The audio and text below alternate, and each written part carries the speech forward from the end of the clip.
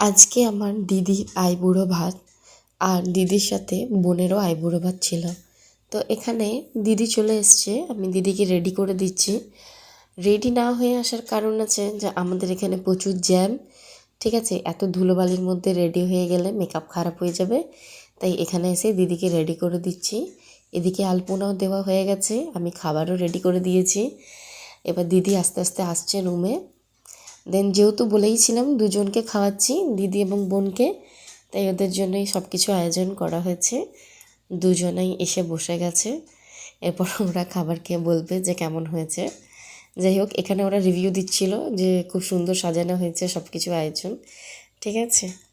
আর অনেক কিছু মেনু হয়েছে, তোমাদের সাথে শেয়ার করলাম যে কী কী বানিয়েছিলাম। আর দিদি রিভিউ দিচ্ছে যে বেগনি দিয়ে শুরু করছি মেনুটাকে।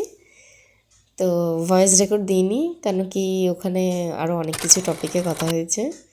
যাই হোক, আর আমার লুক এটা ছিল।